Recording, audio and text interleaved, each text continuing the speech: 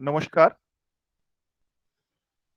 শ্রী অরবিন্দের ১৫০তম জন্মবার্ষিকী উপলক্ষে শ্রী অরবিন্দ ভবন কলকাতা এবং institute of social and cultural studies যৌথভাবে যে আলোচনা চক্র শুরু করেছে তার এটি দ্বিতীয় পর্ব।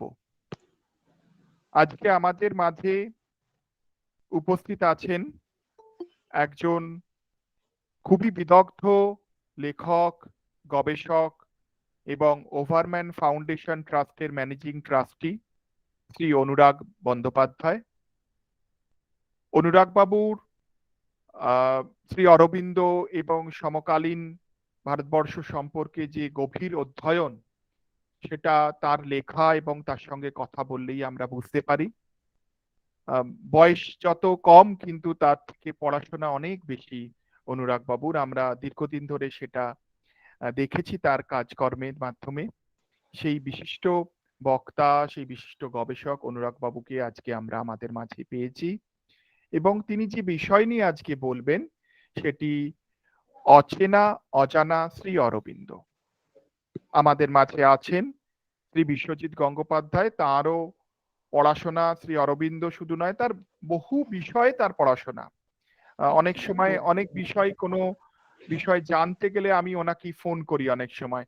কিছু বিষয় তো উনি এনসাইক্লোপিডিয়া, এটা আমরা বলতে পারি। কিছু জানার হলো, কিছু বিষয় বোঝার হলো, তো আমি ফোনটা যে দু তিনজনের নাম আমার মাথায় আসে তার ভেতরে প্রথমে থাকে গঙ্গোপাধ্যায়ের নাম। কাইন্ডলি যারা অন্যরা যারা শ্রোতা আছেন তাদেরকে অনুরোধ করব আপনাদের মাইক আপনারা একটু মিউট করে রাখবেন, না হলে কথা বলতে অসুবিধে হয়। ধন্যবাদ।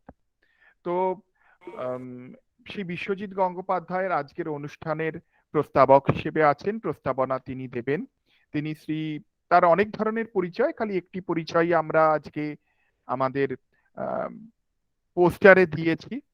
তিনি শ্রী অরবিন্দ ভবনের কলকাতার ট্রাস্টি হিসেবে আছেন। তো আমরা আর কথা না বাড়িয়ে বিশিষ্ট বক্তার কাছ থেকে বক্তব্য শোনার আগে আজকের যে বিষয় অজানা অচেনা অচেনা অজানা শ্রী অরবিন্দ, এই বিষয়ের এবং আজকের যিনি বক্তা আছেন তারও একটা আনুষ্ঠানিক পরিচয় শ্রোতা দর্শকদের কাছে করিয়ে দেওয়ার জন্য। শোনা যাচ্ছে না। আমি আপনার মাইকটা মনে হয় একটু অসুবিধে আছে, অন্যরা সকলে খুব ভালো করে শুনতে পাচ্ছে। কাইন্ডলি একটু ধৈর্য ধরে অপেক্ষা করুন। আমি শ্রী বিশ্বজিৎ গঙ্গোপাধ্যায়কে আমি অনুরোধ করব আজকের অনুষ্ঠানের প্রস্তাবিক ভাষণ রাখার জন্য। সবাইকে আমার নমস্কার জানাচ্ছি। আজকে আপনারা প্রারম্ভিক যেটুকু বলবার সেটা আপনারা অরিন্দম বাবুর কাছে শুনলেন। অনুরাগের সম্বন্ধে সবই শুনেছেন। অনুরাগের আমি দু একটি জিনিস আমি শুধু অ্যাড করতে চাই। সেটা হচ্ছে যে অনুরাগ শুধু একজন বক্তা বা বড় গবেষক তাই নয়, অনুরাগ কিন্তু সামাজিক বিভিন্ন দায় দায়িত্ব খুব নিষ্ঠার সঙ্গে সে তার ওভারম্যান ফাউন্ডেশনের পক্ষ থেকে পালন করে এবং এই কোভিডের সময় একক প্রচেষ্টায় দীর্ঘদিন ধরে, এখনো করে যাচ্ছে, দীর্ঘদিন ধরে একেবারে বিভিন্ন জায়গায় গিয়ে বিভিন্ন কেন্দ্রে তার সাহায্যের হাত বাড়িয়ে দিয়েছে। সেটি তার আরেকটি পরিচয়, যেটা আমার মনে হলো যে আজকে এখানে যারা আছেন জয়েন করেছেন এটার সঙ্গে, তাদেরও জানিয়ে রাখা ভালো। অনুরাগ এই ফাউন্ডেশনের প্রতিষ্ঠাতা, যে ওভারম্যান ফাউন্ডেশন, এই ওভারম্যান ফাউন্ডেশনের অনেক কাজ আমি সোজাসুজি ওর সম্বন্ধেই কিছুটা বলবার চেষ্টা করছি। এই ওভারম্যান ফাউন্ডেশনের অনেক কাজ, সেই কাজের মধ্যে বিশেষ করে যে কাজগুলো আমাদের দৃষ্টি আকর্ষণ করে সেটা হচ্ছে যে শ্রী অরবিন্দ আশ্রমের বিভিন্ন প্রবীণ মানুষ যারা আছেন, প্রবীণা আছেন, তাদের কাছ থেকে ও যোগাযোগ করে দীর্ঘদিন ধরেই হারিয়ে যাওয়া অনেক ডকুমেন্ট উদ্ধার করেছে। অনেক তাদের কথা যা ইতিহাস হয়ে গেছে তাদের কাছ থেকে সেইগুলো সংগ্রহ না করতে পারলে হয়তো আমরা কোনোদিন জানতে পারতাম না, শুনতে পারতাম না। সেইগুলো সে ওখান থেকে সংগ্রহ করেছে এবং সেটা নিয়মিতভাবে তার এই ফাউন্ডেশনের যে ওয়েবসাইট আছে সেখানে সে দিয়ে থাকে। এইটা তার কাজের একটা দিকের কথা আমি বললাম। অন্য আজকে সময় তো খুব বেশি নেই, আমরা চেষ্টা করব আজকে যে ওর বক্তব্যের পরে আমরা একটু প্রশ্ন উত্তর রাখার চেষ্টা করেছি। তার আগে আমি বিষয়টা সম্বন্ধে একটু বলে দিই। আজকের বিষয় অচেনা অজানা শ্রী অরবিন্দ। শ্রী অরবিন্দের দেহরক্ষা হয়েছে 70 বছর হয়ে গেল। এই তার তিনি যখন দেহে ছিলেন তখনও তার জীবন নিয়ে অনেক কাজ হয়েছে, আবার তার দেহরক্ষার পরেও হয়েছে। এই যে তার আগে যে কাজ হয়েছে সেই সময় তিনি বিভিন্ন মানুষের কাজ দেখে একটি মন্তব্য করেছিলেন যে আমার জীবন ঠিক, যেটা ইংরেজি শব্দ ব্যবহার করেছিলেন সেটা হচ্ছে এই সারফেসে নয়, সেই জন্যে সেই জীবনটি ধরা খুব মুশকিল। সাধারণভাবে আর কয়েকটা জীবন চরিতের মতন সেই জীবন চরিত লেখা সম্ভব নয়।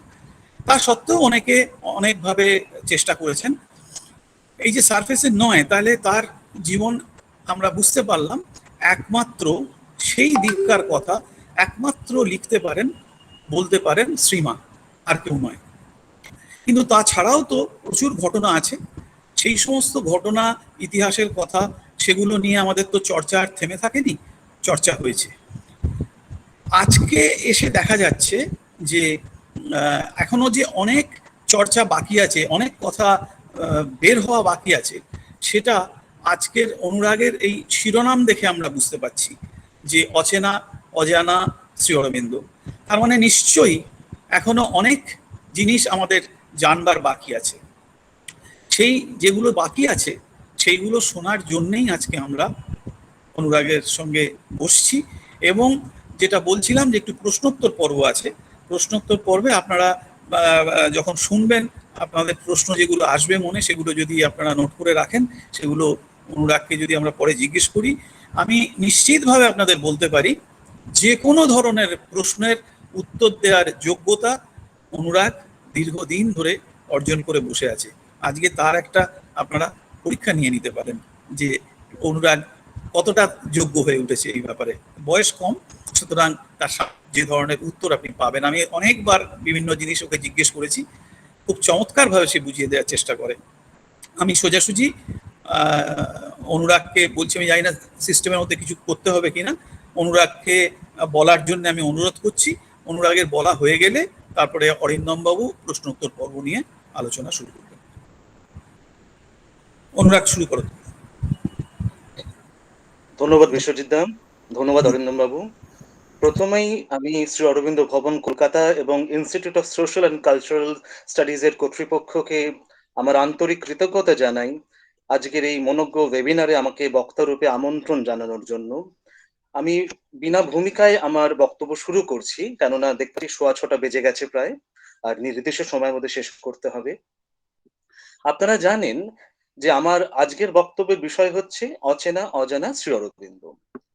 শ্রী অরবিন্দের আসন্ন সার্ধশতবর্ষকে কেন্দ্র করে বিভিন্ন প্রতিষ্ঠান বেশ কিছু প্রকল্প গ্রহণ করেছেন, যার মাধ্যমে শ্রী অরবিন্দের যোগ, দর্শন, শিক্ষা ভাবনা, সমাজ চিন্তা, রাজনৈতিক চিন্তাধারা প্রভৃতির বিষয় নিয়ে নতুন করে উৎসাহ, নতুন করে চর্চা দেখা দিয়েছে। প্রত্যেকটি যুগ, প্রত্যেকটি প্রজন্ম একজন মহাপুরুষের কর্ম ও অবদানকে ভিন্ন দৃষ্টিভঙ্গিতে বিচার করে থাকে। এটি নিঃসন্দেহে আশাব্যঞ্জক যে বর্তমান কালের এই আলোচনাগুলির মাধ্যমে বর্তমান প্রজন্ম, যারা হয়তো শ্রী অরবিন্দ সম্বন্ধে সীমিত জ্ঞানের অধিকারী, তারাও অনুধাবন করতে সক্ষম হয়েছে যে জন্মগ্রহণের 149 বছর পরেও শ্রী অরবিন্দের বাণী এবং শ্রী অরবিন্দের রচনা অতিশয় প্রাসঙ্গিক, এবং যত দিন এগোচ্ছে আমরা বুঝতে পারছি আমাদের জীবনে শ্রী অরবিন্দ অপরিহার্য।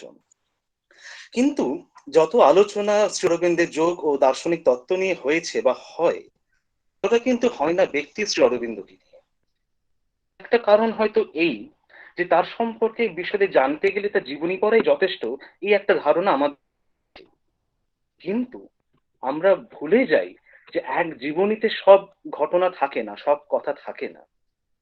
যত দিন এগোয় গবেষণার মাধ্যমে নিত্য নতুন তথ্য উঠে আসে গবেষকের হাতে, যার ফলস্বরূপ চেনা জানা ব্যক্তিত্বকেও অনেক সময় অনেক ক্ষেত্রে বড় অচেনা, বড় অজানা মনে হয়। কৃতি মানুষের কীর্তির উজ্জ্বলতা অনেক সময় তার ব্যক্তি সত্তাকে আচ্ছাদিত করে ফেলে। এর ফলে সেই ব্যক্তির মানবিক দিকখানে অর্থাৎ হিউম্যান অ্যাসপেক্টটা কিন্তু অনালোচিত রয়ে যায়। আমাদের আজকের এই আলোচনায় আমরা শ্রী অরবিন্দ সম্বন্ধে কিছু নতুন তথ্য, কিছু নতুন আলোকে উপস্থাপিত করার চেষ্টা করব, এবং এই আলোচনার মাধ্যমে আমরা জানার চেষ্টা করব, যেমন শিরোনামটি রয়েছে, অচেনা অজানা শ্রী অরবিন্দকে। সাধারণ পাঠকের একটা ধারণা থাকে যে শ্রী অরবিন্দ তার আধ্যাত্মিক চেতনা উত্তরাধিকার সূত্রে লাভ করেছিলেন তার মাতামহ রাজনারায়ণ বসুর কাছ থেকে। আপনারা জানেন যে রাজনারায়ণ বসু ব্রাহ্ম সমাজের কিংবদন্তি, ব্রাহ্ম ধর্মের প্রচার ও প্রসারের ক্ষেত্রে তার অবদান চিরস্মরণীয়। এইরূপ ভাবনা অমূলক নয় যে নদী যেমন প্রবাহিত হয়ে সাগরে গিয়ে মেশে, তেমনি রাজনারায়ণের আধ্যাত্মিকতার দ্বারা প্রবাহিত হয়েছিল শ্রী অরবিন্দের মধ্যে। এটি নিঃসন্দেহে সত্য, কিন্তু অধসত্য। কারণ শ্রী অরবিন্দের পিতৃকুলে পরিলক্ষিত হয় অধ্যাত্মবাদের প্রবাহমানতা। শ্রী অরবিন্দের বাবা ডক্টর কৃষ্ণধন ঘোষ প্রথম যৌবনে কয়েকটি ভক্তিগীতি রচনা করেছিলেন। এই তথ্য আমরা পাই শ্রী অরবিন্দের ছোট ভাই বিপ্লবী বারেন ঘোষের স্মৃতিকথায়। অর্থাৎ কৃষ্ণধন ভক্ত মনের অধিকারী ছিলেন, যদিও পরবর্তীকালে তিনি ঘোরতর নাস্তিক হয়ে যান পাশ্চাত্য শিক্ষার প্রভাবে। কিন্তু উল্লেখযোগ্য বিষয় হলো এই যে ঘোষ বংশে শ্রী অরবিন্দের জন্ম, সেই একই বংশে আমরা অধ্যাত্ম জগতের চার দিকপালে জন্ম হতে দেখেছি। এই বিষয় নিয়ে আমরা এবার বিশদে আলোচনা করব। শ্রী অরবিন্দের জন্ম হয়েছিল সৌকালীন ঋষির গোত্রে। কথিত আছে নবম, মতান্তরে দশম শতাব্দীর মধ্যভাগে মহারাজ আদিশূরের আমন্ত্রণে 5 জন ব্রাহ্মণ, যেটা বলছিলাম আর কি, যে মহারাজ আদিশূরের আমন্ত্রণে 5 জন ব্রাহ্মণ তাদের 5 জন অব্রাহ্মণ সেবক সহ কনৌজ থেকে বঙ্গভূমিতে আসেন। এই 5 জন অব্রাহ্মণদের মধ্যে একজন ছিলেন মকরন্দ ঘোষ। কে ছিলেন? মকরন্দ ঘোষ। সেই যুগে বাংলার যিনি রাজা ছিলেন, তার আমন্ত্রণে তিনি রাজসভায় যোগদান করেন এবং উত্তরবঙ্গের পৌভ্রবর্ধন নামে একটি গ্রামে এই মকরন্দের 2 সন্তান, এক পুরুষোত্তম, 2 সুভাষিত। রাজার নির্দেশে পুরুষোত্তম পশ্চিমবঙ্গে বসবাস শুরু করেন, যার তার বংশধর বৃন্দ দক্ষিণ রাঢ়ী নামে প্রসিদ্ধ হন।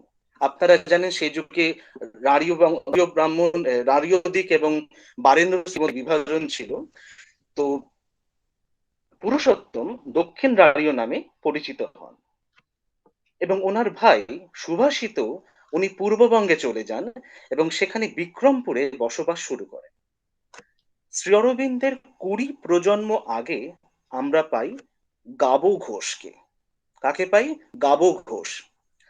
ঘোষ 11 শতাব্দীতে বঙ্গদেশে তৎকালীন রাজা বিজয় সেনের আমলে হুগলি জেলার সপ্তগ্রামে রাজকার্যে নিযুক্ত হন। এই গাবো ঘোষের 2 ছেলে, বড় ছেলে প্রভাকর, ছোট ছেলে নিশাপতি। নিশাপতি ঘোষ হুগলি জেলার বালিতে বসবাস শুরু করেন এবং এই নিশাপতির বংশধর হলেন মহাকবি গিরিশচন্দ্র ঘোষ এবং যোগদা সৎসঙ্গের প্রতিষ্ঠাতা মুকুন্দলাল ঘোষ ওরফে পরমহংস যোগানন্দ। গাবো ঘোষের বড় ছেলে প্রভাকর 1122 থেকে 1131 খ্রিস্টাব্দের মধ্যে বল্লাল সেনের দ্বারা কৌলিন্য মর্যাদা প্রাপ্ত হয়ে রাজার নির্দেশে জাঠি গঠনমূলক কাজের জন্য হুগলি জেলার আকনা গ্রামে তিনি বসবাস শুরু করেন। আকনাতে তিনি যে সমাজ প্রতিষ্ঠা করেছিলেন তা আকনা সমাজ নামে প্রসিদ্ধ হয়। প্রভাকরের 4 প্রজন্ম পর 14 শতাব্দীতে আমরা পাই অনন্ত ঘোষ এবং সুদর্শন ঘোষকে। এই সুদর্শন ঘোষের বংশে জন্মগ্রহণ করেছিলেন রাখাল চন্দ্র ঘোষ ওরফে শ্রী রামকৃষ্ণ দেবের প্রিয় শিষ্য, রামকৃষ্ণ মঠ মিশনের সর্বপ্রথম প্রেসিডেন্ট স্বামী ব্রহ্মানন্দ। সুদর্শন ঘোষের দাদা অনন্ত ঘোষ বাংলার রাজার কাছ থেকে মহানিয়োগী উপাধি লাভ করেন। এই অনন্ত ঘোষের 4 ছেলে, এই 4 ছেলের মধ্যে একজন ছিলেন শূলপাণি ঘোষ।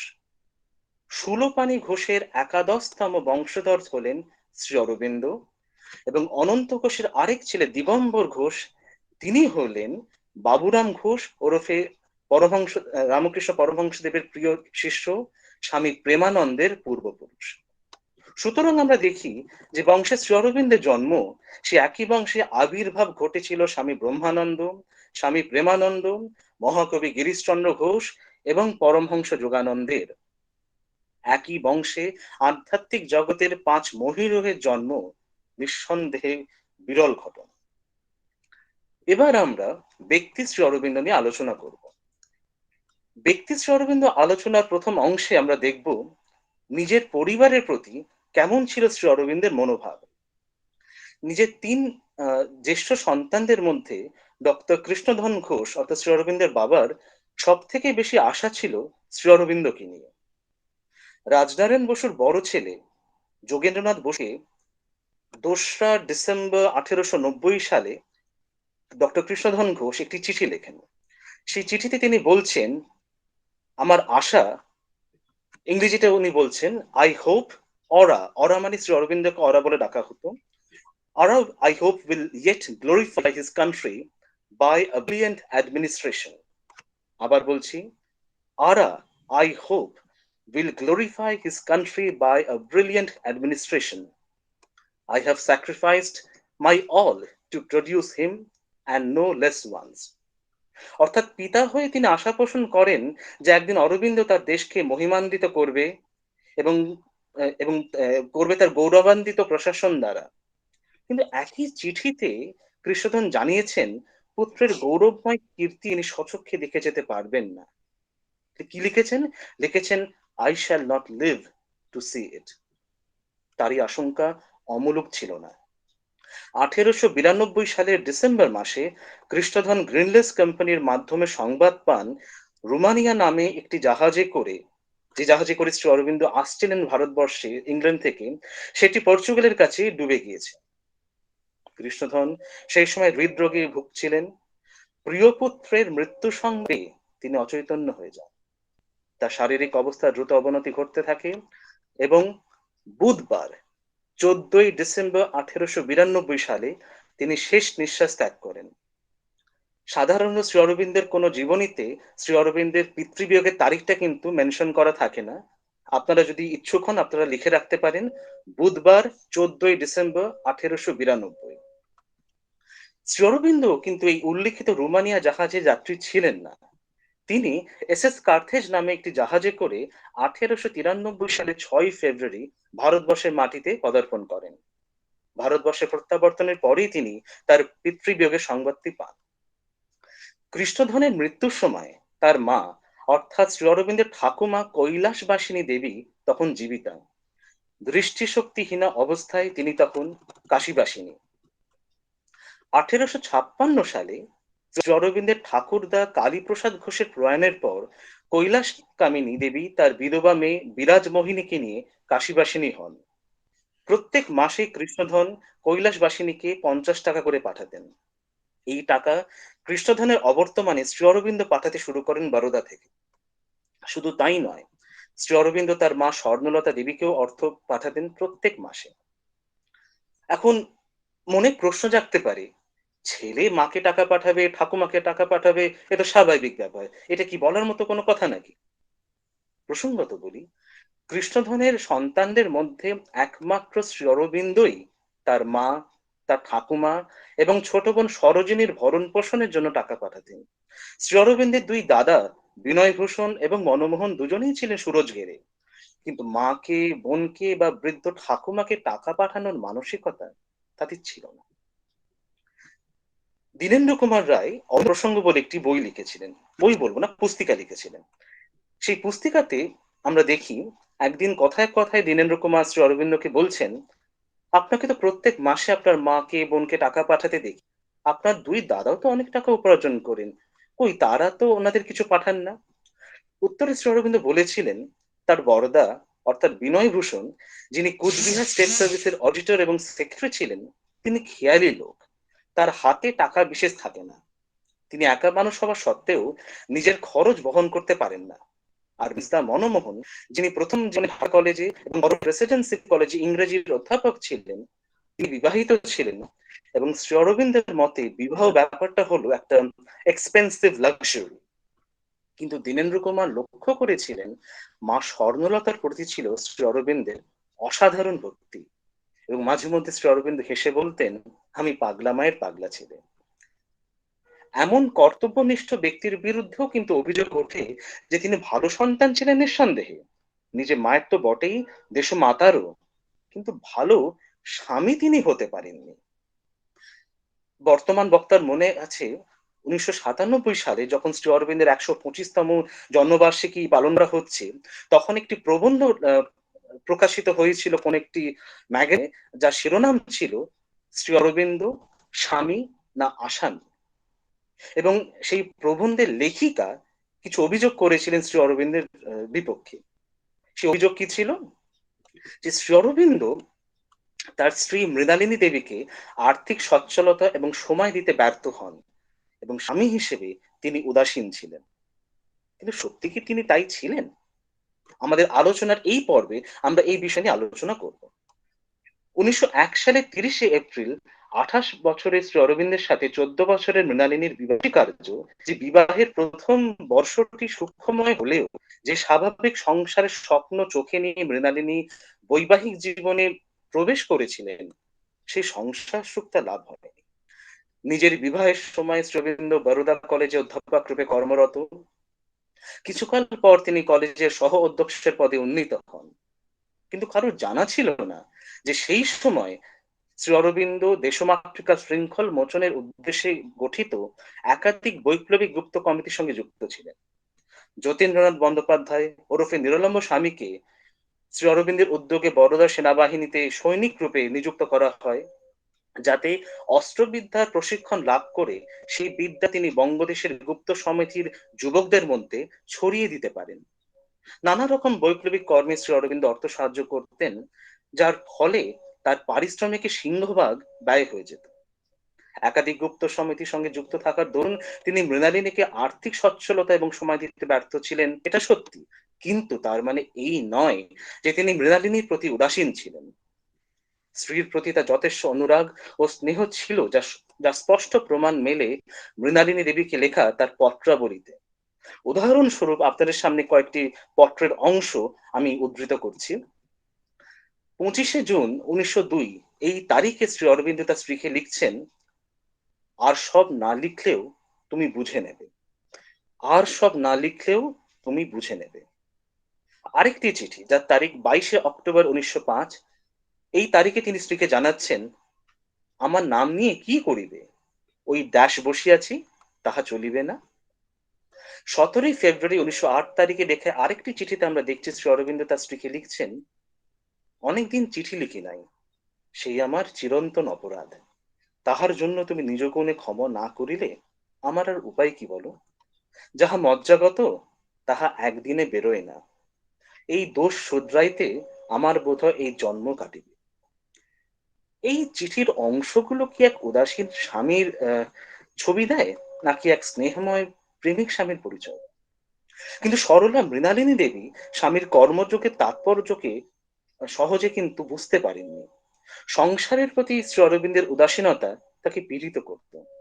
এমনকি শ্রী অরবিন্দের ছোট বোন সরোজিনীর সাথেও মৃণালিনীর সম্পর্ক বিশেষ মধুর ছিল না।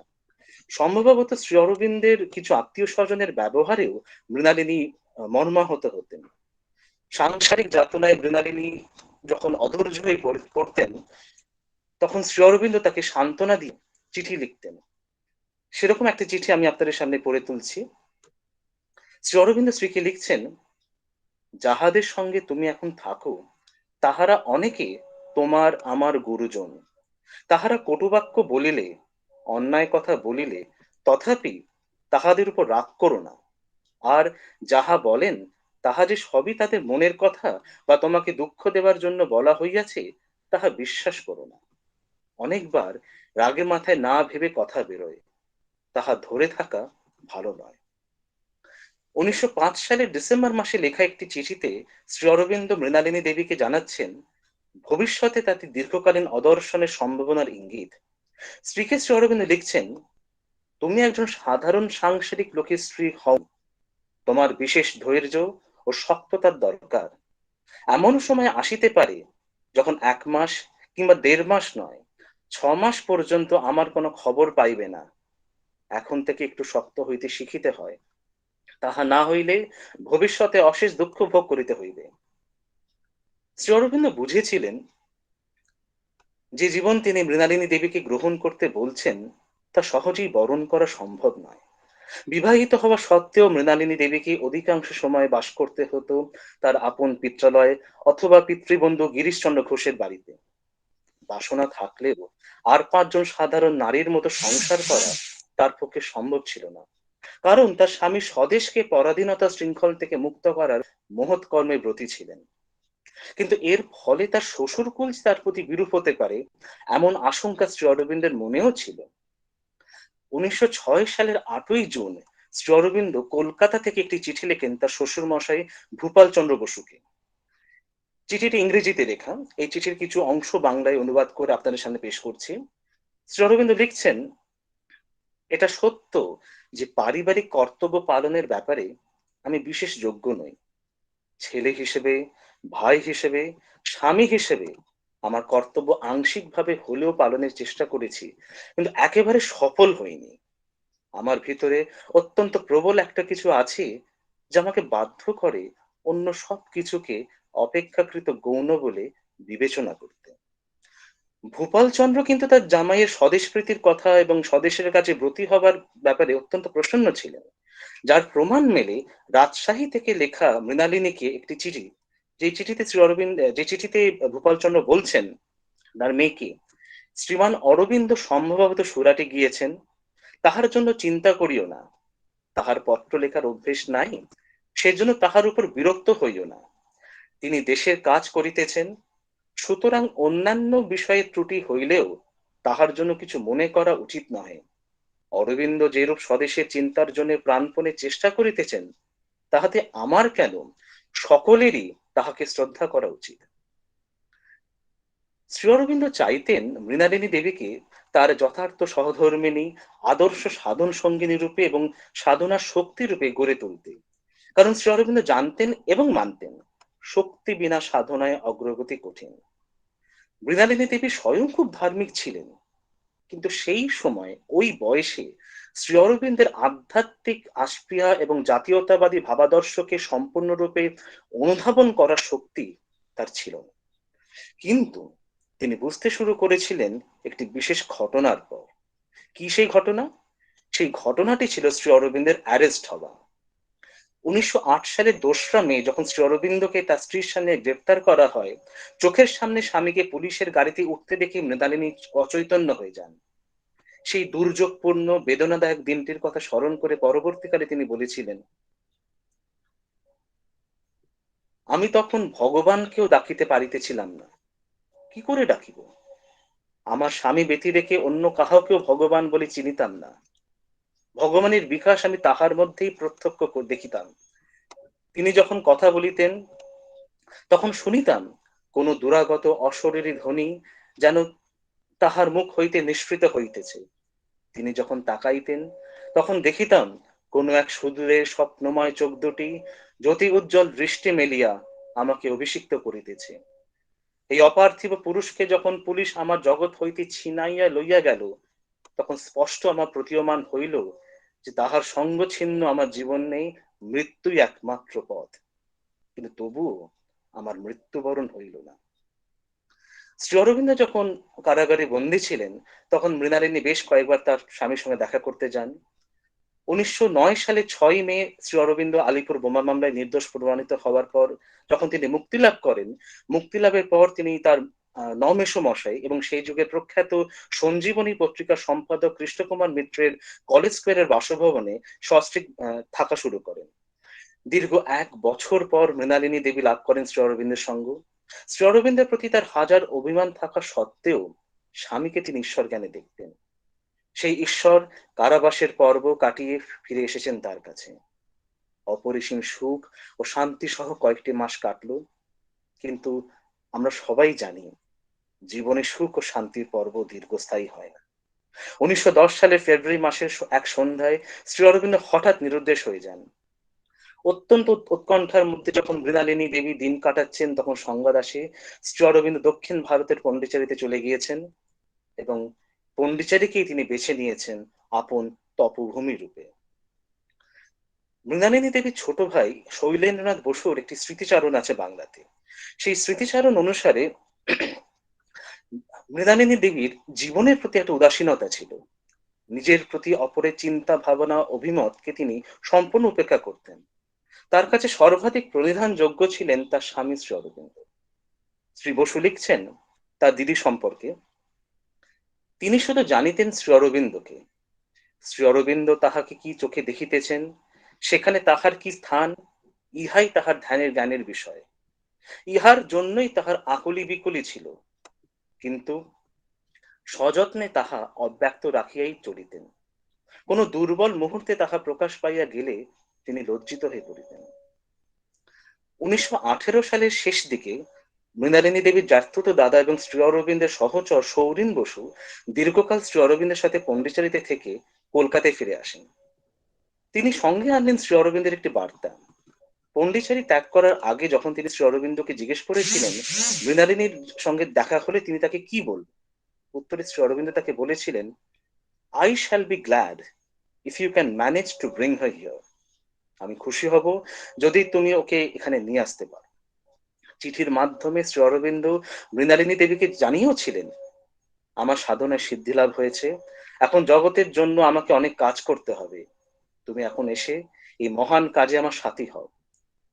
শ্রী অরবিন্দের বহু প্রতীক্ষিত বার্তা ও পত্র লাভ করার পর গোপালচন্দ্র ইংরেজ সরকারের কাছ থেকে অনুমতি লাভ করে মৃণালিনীকে নিয়ে পন্ডিচেরি যাওয়া স্থির করেন। কিন্তু মানুষ ভাবে এক আর হয় আর। বর্তমানকালে কোভিড-19 মহামারীর মতো সেই যুগে অর্থাৎ 1918 সালে সমগ্র বিশ্ব জুড়ে স্প্যানিশ ফ্লু নামে এক ইনফ্লুয়েঞ্জা মহামারীর আকার ধারণ করেছিল। একটি সমীক্ষা অনুযায়ী প্রথম বিশ্বযুদ্ধে নিহত সৈনিকদের তুলনায় এই ইনফ্লুয়েঞ্জায় অনেক বেশি মানুষ মারা যান, কারণ এই রোগ থেকে সুস্থ হওয়ার কোনো চিকিৎসা বা ওষুধ সেই যুগে ছিল না। মৃণালিনী দেবী এই ইনফ্লুয়েঞ্জায় আক্রান্ত হন এবং 17 ডিসেম্বর 1918 সালে দেহত্যাগ করেন। কথিত আছে মৃত্যুর অল্প কিছুক্ষণের মধ্যেই পন্ডিচেরিতে তিনি শ্রী অরবিন্দের সামনে আবির্ভূত হন। এরপরেই আসে তার মৃত্যু সংবাদ বহনকারী টেলিগ্রাম। মৃণালিনী দেবীর মৃত্যু সংবাদ শ্রী অরবিন্দ কিভাবে গ্রহণ করেছিলেন? সৌরিন বসুর লেখা একটি চিঠিতে আমরা জানতে পারি শ্রী অরবিন্দ টেলিগ্রামটি হাতে নিয়ে বসেছিলেন এবং তার চোখ দিয়ে ফোঁটা ফোঁটা জল ঝরে পড়ে। মাফ করবেন, চোখ জল ভারাক্রান্ত হলেও তার চোখ দুটি নিষ্পন্দ, মুখমণ্ডলেও কোনো ভাবান্তর নেই, যেন করুণা উজ্জ্বল একখানি মসৃণ মরমর পাথর থেকে বিন্দু বিন্দু অশ্রুকণা বের হচ্ছে। মৃণালিনী দেবী তার জীবদ্দশায় নিজের বহু গয়না বিক্রি করে দেন সৎকার্যে ব্যয় করার জন্য। অবশিষ্ট গয়নাগুলির বিষয়ে মৃণালিনী দেবীর মৃত্যুর পর ভূপালচন্দ্র বসু শ্রী অরবিন্দকে চিঠি লিখে জানান এবং বলেন শ্রী অরবিন্দের যদি সম্মতি থাকে তাহলে অবশিষ্ট গয়নাগুলি বিক্রি করে সেই টাকা নিবেদিতা স্কুলে দান করা যেতে পারে, যাতে সেই টাকার সুদে কোনো দুস্থ ছাত্রীর পড়াশোনা ও প্রতিপালন সম্ভব হতে পারে। 1919 সালের 19শে ফেব্রুয়ারি চিঠির মাধ্যমে শ্রী অরবিন্দ তার শ্বশুরকে সম্মতি জানান। একই সঙ্গে তিনি তার শ্বশুরমশাইকে জানান, চিঠিটি ইংরেজিতে এবং আমি কোট করছি শ্রী অরবিন্দের নিজের কথা। শ্রী অরবিন্দ তার শ্বশুরকে লিখছেন, where I have once loved, I do not cease from loving. Besides, she who was the cause of it still is near, though not visible to our physical vision. অর্থাৎ একবার আমি যেখানে ভালোবেসেছি আমার সে ভালোবাসার কোনো নিবৃত্তি নেই। ভালোবাসার পাত্রী যে তাকে স্থূল দৃষ্টিতে দেখা না গেলেও সে তো কাছেই আছে। দূরে থাকলেও, অদর্শন থাকলেও, নিয়মিত যোগাযোগের অভাব সত্ত্বেও শ্রী অরবিন্দ অন্তরে তার পত্নীকে যে কি স্থানে রেখেছিলেন, এই চিঠি তার সর্বশ্রেষ্ঠ প্রমাণ। বিশেষ করে এই অংশটি, where I have once loved, I do not cease from loving। Bhopal চন্দ্র তার একটি রচনার মাধ্যমে জানিয়েছেন, স্ত্রীর প্রতি শ্রী অরবিন্দের একনিষ্ঠ তথা নীরব স্নেহ ছিল এবং স্বামীর প্রতি ছিল মৃণালিনী দেবীর প্রশ্নহীন আজ্ঞাবহতা। আজীবন মাতৃস্নেহ থেকে বঞ্চিত শ্রী অরবিন্দ ভালোবাসা ও সমর্পণের পরশ মাধুরী লাভ করেছিলেন মৃণালিনী দেবীর মাধ্যমে। সুতরাং এই পত্রখানি নিছক কিছু অনুভূতি সমাহার নয়, এই চিঠি আসলে এক স্বীকৃতি পত্র মৃণালিনী দেবীর প্রতি শ্রী অরবিন্দের অমলিন অনুরাগের। সুতরাং তিনি স্বামী ছিলেন না আসামি, তার বিচার আপনারাই করুন। শ্রী অরবিন্দ সম্বন্ধে বলা হয়, তিনি ছিলেন ইম্পার্সোনাল অবতার, অর্থাৎ নৈর্ব্যক্তিক অবতার। বর্তমান বক্তার সৌভাগ্য হয়েছিল এমন বেশ কিছু সাধক সাধিকা স্নেহভাজন হবার, যারা তাদের যৌবনে শ্রী অরবিন্দ দর্শন লাভ করেছেন। তারা বর্তমান বক্তাকে জানিয়েছিলেন যে দর্শনের সময় যখন তারা শ্রী অরবিন্দের সামনে দাঁড়াতেন, তখন মনে হতো শ্রী অরবিন্দ যেন তার দৃষ্টিপাত দ্বারা তাদের অতীত, বর্তমান এবং ভবিষ্যৎ দেখছেনই, একই সাথে যেন দেখতে পারছেন তাদের মনের গহনতম প্রদেশে কি হচ্ছে। অথচ শ্রী অরবিন্দের সামনে দাঁড়ানোর সময় তার কাছ থেকে কিন্তু কোনো, যাকে আমরা ইংরেজিতে লুক অফ রিকগনিশন বলি, সেরকম কোনো কিছু পাওয়া যেত না। বরং শ্রীমা শ্রীমা তার ভুবন মোহিনী হাসি দিয়ে দর্শনার্থীর সমস্ত সত্তা পরিপূর্ণ করে রাখতেন। আমাকে একজন সাধক বলেছিলেন, শ্রী অরবিন্দের সামনে দাঁড়ালে মনে হতো যেন হিমালয়ের সামনে দাঁড়িয়ে আছি। এত বৃহৎ, এত সুগভীর, কিন্তু এক হাসিবিহীন উপস্থিতি। ব্যতিক্রম ঘটতো অবশ্য কেবলমাত্র দিলীপ কুমার রায়ের ক্ষেত্রে। দিলীপ কুমার যখন দর্শনের সময় শ্রী অরবিন্দের সামনে দাঁড়াতেন, তখন দেখা যেত শ্রী অরবিন্দের ঠোঁটের দুই কোণায় অল্প হাসির ঝলক। সেই হাসি শুধুমাত্র দিলীপ কুমারের জন্য। শ্রী অরবিন্দের এই মৃদু হাসি দেখার জন্য দর্শনের দিনগুলিতে কয়েকজন কিশোরী অপেক্ষা করে থাকতেন কখন দিলীপ কুমার আসবেন, এবং তিনি এলে তারা দিলীপ কুমারের পিছন পিছন যেতেন শ্রী অরবিন্দের দর্শনে। উদ্দেশ্য শুধুমাত্র শ্রী অরবিন্দের দর্শন লাভ নয়, শ্রী অরবিন্দের হাসি মুখের ঝিলিক দেখা। কিন্তু ব্যক্তি শ্রী অরবিন্দ কি এতটাই ইম্পার্সোনাল ছিলেন? না, ছিলেন না। বরং তিনি ছিলেন করুণার সাগর, করুণার অবতার। দুটি ঘটনার মাধ্যমে তার ব্যক্তিত্বের করুণাময় দিকটি সম্বন্ধে আমরা অবগত হতে পারব। সেই যুগে, অর্থাৎ 1930-40 এই দশকে, শ্রী অরবিন্দ আশ্রমের যে লন্ড্রি এবং বেকারি বিভাগ ছিল, তার প্রধান ছিল যতীন্দ্রনাথ নামে একজন সাধক। যতীনদা সারাদিন তার কাজের ঘরেই থাকতেন এবং অমানসিক পরিশ্রম করতেন। একবার তার শরীর খারাপ হয়, ডাক্তার তাকে বলেন ডাবের জল পান করতে। শ্রী অরবিন্দ যখন জানতে পারলেন যে ডাক্তার যতীন্দ্রনাথকে ডাবের জল পান করার পরামর্শ দিয়েছেন, উনি নিজের হাতে যে ডাবের গ্লাসে জলটি ধরেছিলেন, সেটা তিনি যতীন্দ্রনাথের জন্য পাঠিয়ে দেন আরেক শিষ্য নীরদবরণের মাধ্যমে। নীরদবরণ যতীনদাকে গেলাসটি দিয়ে বলেন, গুরুরাজ ডাবের জল খাওয়া হলো না, আগে শিষ্যের প্রয়োজন মেটাবেন। আরেকটি ঘটনার কথা বলি। শ্রী অরবিন্দ তখন রাজনীতির অঙ্গনে ব্যস্ত নেতা। সেই সময় তিনি অবস্থান করছিলেন দেওঘরেতে। একটি কার্পেটের ওপর বসে তিনি টাইপরাইটারে মহাভারতে ইংরেজি অনুবাদ করছিলেন অমিত্রাক্ষ ছন্দে। সেই একই কার্পেটে শুয়েছিলেন ম্যালেরিয়ায় আক্রান্ত সুধীর কুমার সরকার। যারা শ্রী অরবিন্দ আশ্রমের সঙ্গে যুক্ত তারা জানবেন, সুধীর কুমার সরকার ছিলেন আমাদের পরম প্রিয় মোনাদার বাবা। তো সুধীর দা জ্বরের ঘরে আচ্ছন্ন। হঠাৎ তার বমির বেগ আসে এবং বমির বেগ সংবরণ করতে না পেরে তিনি শ্রী অরবিন্দের পাণ্ডুলিপির ওপর বমি করে ফেলেন। সম্বিত ফিরে আসার পর তিনি অত্যন্ত লজ্জিত বোধ করেন। একই সঙ্গে তিনি ভয় পান পাণ্ডুলিপি নষ্ট হয়ে গিয়েছে দেখে শ্রী অরবিন্দ নিশ্চয়ই তাকে সাংঘাতিক বকুনি দেবেন। কিন্তু শ্রী অরবিন্দ কি করলেন?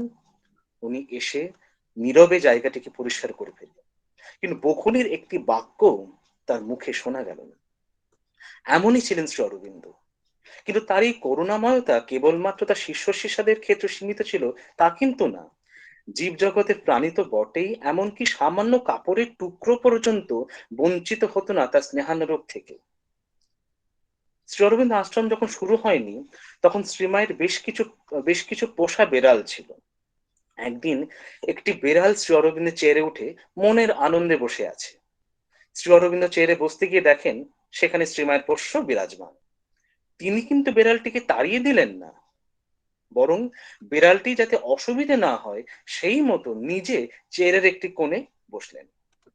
আরেকটি ঘটনার কথা বলি। শ্রী অরবিন্দের শিষ্য পূজালাল আশ্রমের প্রধান ভবনের দোতলার একটি অংশ পরিষ্কার করার দায়িত্বে ছিলেন। প্রত্যেকদিন ভোরবেলা তিনি আনুমানিক সকাল 5টা নাগাদ তিনি যেতেন এবং শ্রীমা স্বয়ং দোতলার প্রবেশের দরজাটি খুলে দিতেন পূজালালজির জন্য। একদিন পূজালাল যখন কাজ করতে গিয়েছেন, শ্রীমা দরজা খুলে তাকে বললেন, শ্রী অরবিন্দ জানিয়েছেন পূজালাল যেন সেদিন বিশেষ সন্তর্পণে কাজ করেন, কেননা মাঝের দরজার ওপরে একটা চড়াই পাখি বসে আছে। কোনোভাবেই যেন চড়াই পাখিটাকে বিব্রত না করা হয়, সেই জন্য শ্রী অরবিন্দের এই নির্দেশ। আরেকটি ঘটনা, শ্রী অরবিন্দের ঘরের একটি টেবিল একটি ঝাড়ুন দিয়ে পরিষ্কার করা হতো। দীর্ঘকাল ধরে ব্যবহারের ফলে কাপড়টি জীর্ণ হয়ে যায় এবং জীর্ণ হয়ে ব্যবহারের অযোগ্য হয়ে ওঠে। শ্রী অরবিন্দের সেবক চম্পকলাল তখন এই কাপড়টি ফেলে দিয়ে আরেকটি কাপড় নিয়ে আনেন। কিছুদিন পর নতুন কাপড়খানি দিয়ে টেবিলখানি পরিষ্কার হতে দেখে শ্রী অরবিন্দ জিজ্ঞেস করেন, পুরনো কাপড়টার কি হলো? যখন তাকে জানানো হয় যে কাপড়টিকে ফেলে দেওয়া হয়েছে, শ্রী অরবিন্দ বলে উঠলেন, চম্পকলাল, how could you reject so easily something which has served you faithfully for so many years? চম্পকলাল, এতগুলি বছর ধরে যা তোমার সেবা করেছে সেটাকে তুমি এত সহজে পরিত্যাগ করতে পারলে কি করে? এমন ব্যক্তিকে কি নৈর্ব্যক্তিক বলা যায়? যায় না। কোনো কিছুই তার কাছে নগণ্য ছিল না, ঘৃণ্য ছিল না। মনে হয় তিনি যেন সবকিছুর মধ্যে ব্রহ্মকে দেখতে পেতেন, উপলব্ধি করতেন। তাই তিনি বলতে পেরেছেন তার গড শীর্ষক কবিতায়, Thou who disdainest not the one to be, nor even the clod. Therefore, we know by that humility that thou art God. এমন বহু গুরুর নিদর্শন পাওয়া যায় যারা শিষ্যদের বাধ্য করতেন তাদের ইচ্ছার বিরুদ্ধে কাজ করতে। কিন্তু পৃথিবীর ইতিহাসে শ্রী অরবিন্দের মতো গুরু সত্যি বিরল, যিনি শিষ্যদের সকল আবদার এক কথায় মেনে নিয়েছেন। অনেক সময় শ্রী অরবিন্দের লেখা কোনো কবিতার অংশ পাঠ করে তার শিষ্য অমল কিরণ সাজেশন দিতেন, এই বাক্যটিকে কি এইভাবে লিখলে লেখা যায় না, বা এই বাক্যটি এইভাবে লিখলে কেমন হয়? শিষ্যের মতামতকে কিন্তু শ্রী অরবিন্দ অগ্রাহ্য করতেন না, বরং সম্মান জানিয়ে সেই বাক্যটি বদলে দিতেন। অভিমানী শিষ্যদের মান ভঙ্গ করেছেন চিঠিপত্রের মাধ্যমে। যখন তারা অদম্য জেদ নিয়ে তাদের সিদ্ধান্তে অনড়, তখন শ্রী অরবিন্দ তাদের চিঠির মাধ্যমে অনুরোধ জানিয়েছেন, অনুরোধ করেছেন, please please listen to the mother. কল্পনা করা যায় কোন গুরু তার শিষ্যকে প্লিজ বলছেন?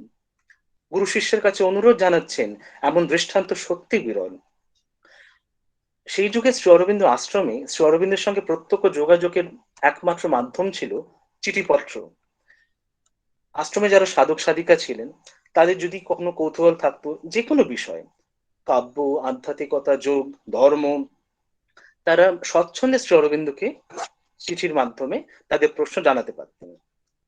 কিন্তু সবাই যে আধ্যাত্মিক বিষয় বা যোগ নিয়ে প্রশ্ন করতেন তা নয়, বরং এমন বেশ কিছু চিঠি শ্রী অরবিন্দ পেতেন যা পড়লে মনে হয় চিঠি লেখার উদ্দেশ্য যেন গুরুকে উত্ত্যক্ত করা। বর্তমান বক্তার সৌভাগ্য হয়েছিল বা বলা যেতে পারে সুযোগ মিলেছিল সেরকম কিছু চিঠি পন্ডিচেরির আর্কাইভসে দেখার, এবং সেখান থেকে আমি আপনাকে বলছি, কয়েকটি নমুনা আমি আপনার সামনে পেশ করছি। একবার এক শিষ্য লিখলেন, আমি আগামীকাল একজনের বাড়ি যাব। গৃহে প্রবেশ করার সময় কোন পা আগে দেব, বাঁ পা না ডান পা? আরেকজন লিখলেন, চামচ গ্লাসের মধ্যে কিভাবে নাড়বো, ক্লকওয়াইজ না অ্যান্টি ক্লকওয়াইজ? মানে আপনারা ভাবতে পারেন এইরকম প্রশ্ন শ্রী অরবিন্দকে করা হতো। শ্রী অরবিন্দ কিন্তু রাগ করতেন না, বরং ধৈর্য সহকারে প্রত্যেকটি চিঠির উত্তর দিতেন, এবং তার উত্তর পড়ে কিন্তু মনে হতো না যে তিনি বিরক্ত হচ্ছেন, কিন্তু মাঝে মধ্যে যথাযথ জবাবও দিতেন। যেমন একবার এক সাধক শ্রী অরবিন্দকে লিখলেন, ডাইনিং রুমে খাওয়ার সময় তার হাত থেকে চামচখানি পড়ে গেল। তিনি শ্রী অরবিন্দকে লিখলেন, গুরুদেব, এরকম কেন হলো? শ্রী অরবিন্দ 3টি শব্দ লিখলেন, 3 ওয়ার্ডস। কি লিখলেন? শ্রী অরবিন্দ লিখলেন ল্যাক অফ কনসিয়াসনেস। একেবারে মুখ্য উত্তর। আমরা আমাদের অন্তিম পর্বে চলে এসেছি। এই অন্তিম পর্বে আমরা শ্রী অরবিন্দের রাজনৈতিক জীবন নিয়ে একটি সংক্ষিপ্ত আলোচনা করব। আপনারা জানেন শ্রী অরবিন্দের রাজনৈতিক জীবন, সক্রিয় রাজনৈতিক জীবন 1906 থেকে 1910-এর ফেব্রুয়ারি পর্যন্ত, এবং এই সময়ের মধ্যে 1 বছর তিনি বন্দিরূপে কাটিয়েছেন আলিপুর জেলে। সুতরাং সক্রিয়ভাবে রাজনীতির সাথে তিনি যুক্ত ছিলেন মোট 3 বছর। অথচ এই 3 বছরের মধ্যে তিনি রাজনীতির অঙ্গনে যা অর্জন করতে সক্ষম হয়েছিলেন, যে স্থানে পৌঁছতে পেরেছিলেন, তা বাকিদের কাছে ছিল দৃষ্টান্ত বিশেষ। সেই যুগে কংগ্রেসের নেতারা কেউ স্বাধীনতা আন্দোলনকে তৃণমূল স্তরে নিয়ে যাওয়ার কথা ভাবেননি। শ্রী অরবিন্দ ভেবেছিলেন, এবং শুধু ভাবেন না, তার ভাবনাকে তিনি বাস্তবায়িত করেছিলেন। স্বদেশী দ্রব্যের উৎপাদন, বিদেশি দ্রব্যের বর্জন, জাতীয় শিক্ষার প্রচার এবং সর্বোপরি প্যাসিভ রেজিস্ট্যান্স বা নিষ্ক্রিয় প্রতিরোধ, ইংরেজ সরকারকে নাস্তানুবাদ করার জন্য এইগুলি ছিল শ্রী অরবিন্দের মোক্ষম অস্ত্র। ইংরেজ সরকারের চোখে শ্রী অরবিন্দ ছিলেন ভারতবর্ষের সবচেয়ে বিপজ্জনক ব্যক্তি। শুধু ইংরেজ সরকার নয়, তৎকালীন কংগ্রেসের প্রথম সারির নেতারা, যারা মডারেটস বা নরমপন্থী নেতা রূপে পরিচিত ছিলেন, তাদের সাথেও শ্রী অরবিন্দের আদর্শগত সংঘাত ঘটে, যার ফলস্বরূপ সুরাটের অধিবেশনে শ্রী অরবিন্দ কংগ্রেসে ভাঙন ঘটিয়ে দেন। এই ঘটনা ঘটে 1907 সালের ডিসেম্বর মাসে, এবং এই ভাঙনের সময় শ্রী অরবিন্দের বয়স কত? 35। অথচ মাত্র 1.5 বছর আগেই তার সক্রিয় রাজনীতি জগতে প্রবেশ।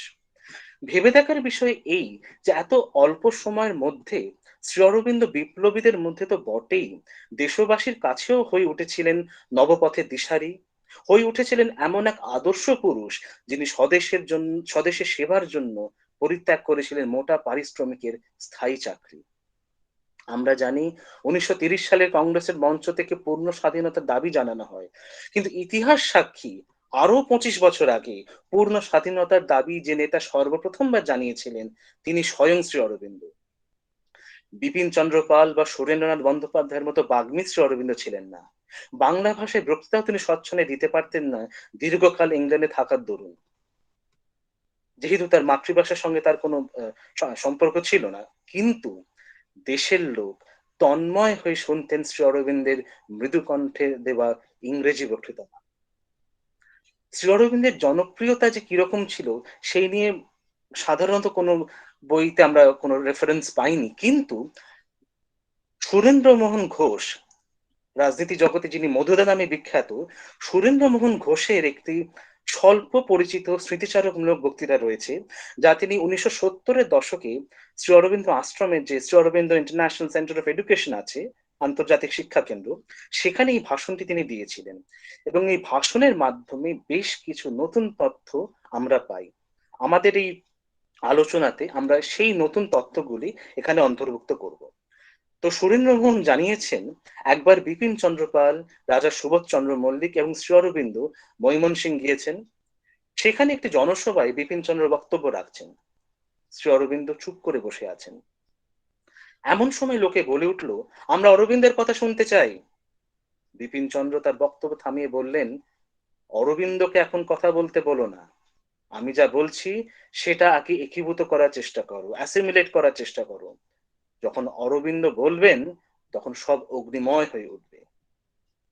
সুরেন্দ্রমোহন ঘোষ ছাত্র অবস্থায় শ্রী অরবিন্দের সান্নিধ্যে আসেন এবং স্বাধীনতা আন্দোলনে যুক্ত হন।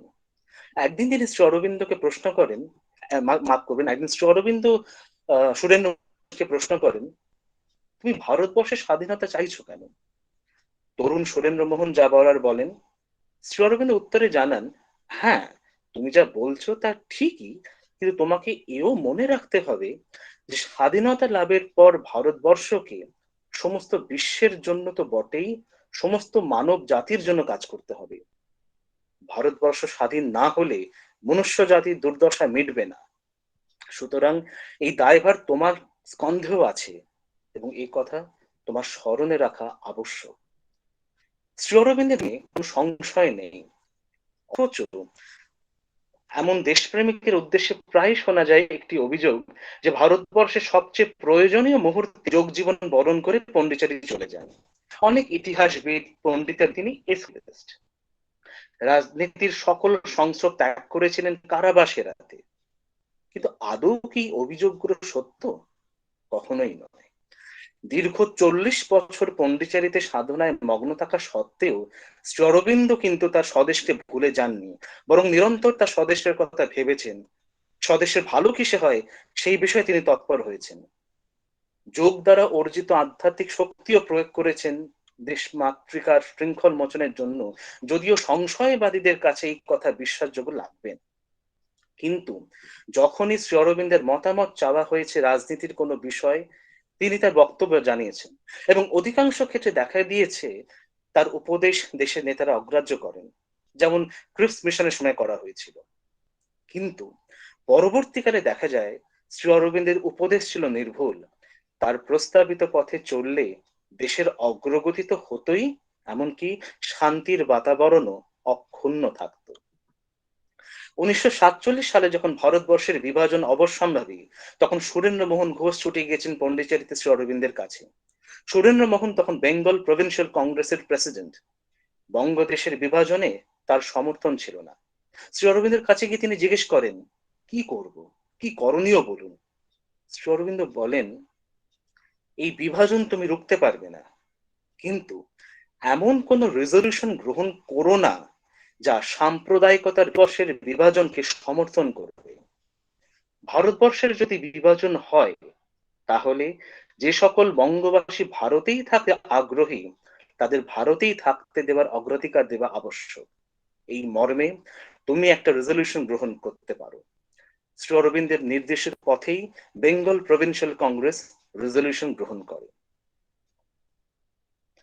স্বাধীন ভারতবর্ষের বিদেশ নীতির একটি খসড়া শ্রী অরবিন্দ প্রস্তুত করে সুরেন্দ্রমোহন ঘোষের মাধ্যমে দিল্লিতে পাঠান এবং বলেন, মহাত্মা গান্ধী, জওহরলাল নেহরু, রাজেন্দ্র প্রসাদ, মৌলানা আবুল কালাম আজাদ এবং বল্লভভাই প্যাটেলকে জানতে যে এই নীতি গ্রহণ করলে শুধুমাত্র ভারতবর্ষের মঙ্গল হবে তাই নয়, সমগ্র বিশ্বের মঙ্গল হবে। সময় কংগ্রেসের ওয়ার্কিং কমিটিতে এই নীতি পেশ করা হয় এবং সেটি প্রশংসিত হয়, কিন্তু ওইটুকু, আর কিছু হয় না।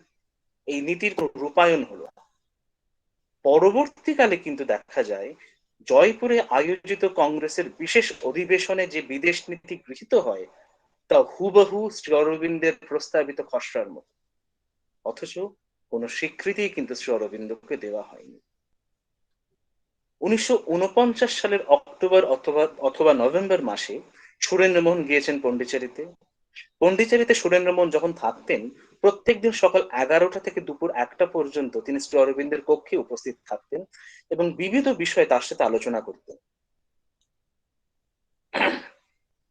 মাফ করবেন, একদিন কথা প্রসঙ্গে শ্রী অরবিন্দ সুরেন্দ্রমোহনকে বলেন, তুমি তো আমাকে বেঙ্গলের সাম্প্রদায়িক পরিস্থিতি প্রসঙ্গে কিছু জানালে না।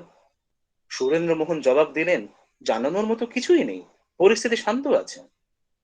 শ্রী অরবিন্দ সতর্ক করে বললেন, না, সাবধানে থেকো, কিছু হতে পারে। এবং ইতিহাস সাক্ষী, অচিরেই পশ্চিমবঙ্গে সাম্প্রদায়িক দাঙ্গার আগুন জ্বলে ওঠে। 4 ডিসেম্বর 1950 শ্রী অরবিন্দ তখন অসুস্থ, আর কয়েক ঘন্টার মধ্যেই দেহত্যাগ করবেন। শ্রী অরবিন্দের চিকিৎসক ডাক্তার প্রভাস সান্যাল তার ঘরে উপস্থিত। ডাক্তার সান্যাল শ্রী অরবিন্দের কাছে জানতে চান, ডক্টর সান্যালের কাছে শ্রী অরবিন্দ জানতে চান পশ্চিমবঙ্গের উদ্বাস্তু সমস্যার কথা। তৎকালীন পূর্ব পাকিস্তান অর্থাৎ বর্তমানের বাংলাদেশ থেকে আগত শরণার্থীদের দুর্দশার কথা জানিয়ে ডক্টর সান্যাল শ্রী অরবিন্দকে বলেন, নিশ্চয়ই ভগবান তাদের সাহায্য করতে পারেন। শ্রী অরবিন্দ উত্তর দিলেন, হ্যাঁ পারেন, যদি বেঙ্গল ভগবানকে চায়। জীবনের অন্তিম দিন পর্যন্ত শ্রী অরবিন্দ ভেবে গিয়েছেন তার দেশমাতৃকার কথা, তার দেশবাসীর কথা। ভারতবর্ষ স্বাধীনতা লাভের 12 বছর আগে 1935 সালে তিনি পত্র মারফত নীরদ বরণকে জানিয়েছিলেন যে ভারতবর্ষের স্বাধীনতা নিয়ে তিনি চিন্তিত নন, কেন তিনি দেখতে পেয়েছেন দেশ স্বাধীন হয়ে গেছে। তার চিন্তা ভারতবর্ষ স্বাধীন হবার পর কি হবে তা নিয়ে। তার কারণ তিনি দেখতে পেয়েছেন শুধু বর্বরতা আর গুন্ডামি, এছাড়া কিছুই নেই। যা তিনি দেখেছেন তার দিব্যশক্তি বা দৈব ক্ষমতার মাধ্যমে, ইতিহাস সেই সত্যতার স্বীকার করে।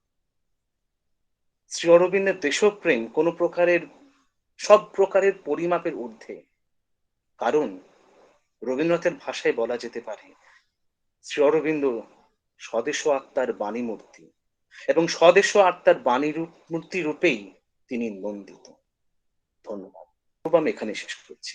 ধন্যবাদ শ্রী অনুরাগ বন্দ্যোপাধ্যায়। আমরা মন্ত্রমুগ্ধের মতো শুনছিলাম আপনার কথা। নিশ্চিতভাবে অনুরাগ বন্দ্যোপাধ্যায়ের আজকে আরো অনেক বেশি অনুরাগী বেড়ে গেল, একথা নিশ্চিতভাবে বলা যায় তার এই ভাষণের পরে। ভীষণ সুন্দর আমরা তার কথা শুনলাম, অনেক কিছু অজানা জিনিস আমরা জানলাম। যেভাবে বিশ্বজিৎ দা বলেছেন, এরপরে একটা প্রশ্নোত্তর পর্ব আছে। আমরা শ্রী বন্দ্যোপাধ্যায়কে পেয়েছি। আমাদের যদি কোনো প্রশ্ন থাকে আমরা হ্যান্ড রেজ করতে পারি, বা এখানে যে চ্যাট বক্স আছে সেই চ্যাট বক্সে আমরা প্রশ্নটা লিখে দিতে পারি।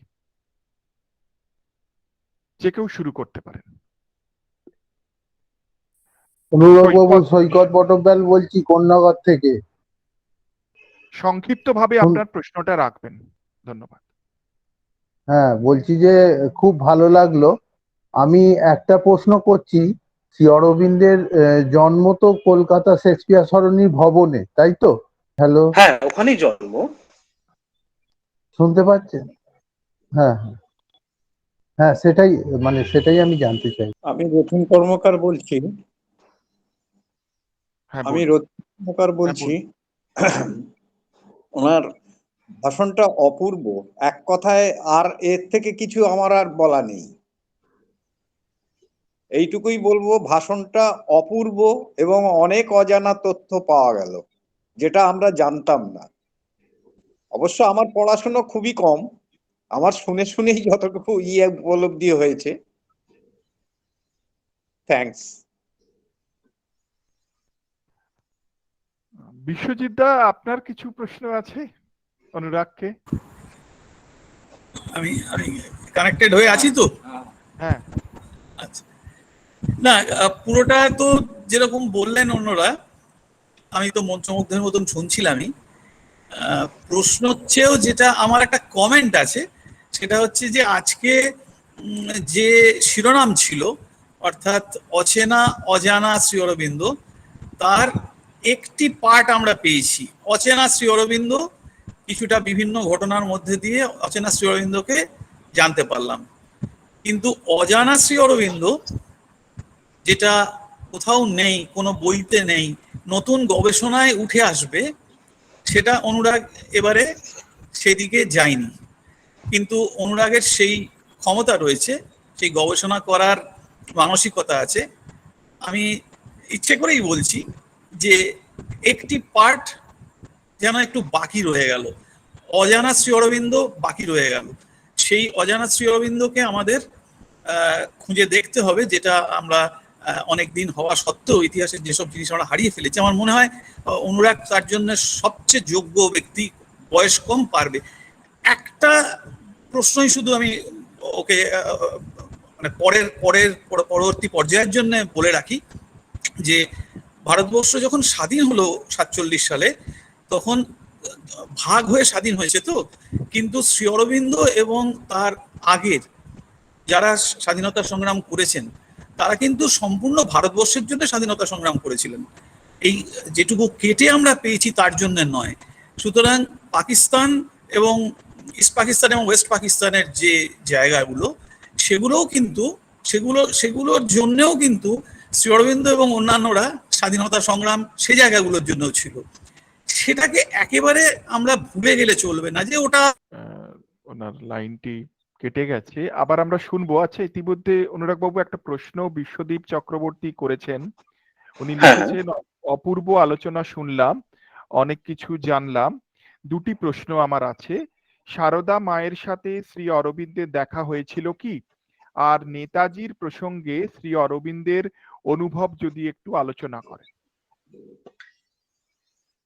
আমি প্রথম প্রশ্নের উত্তরটা আগে দিই।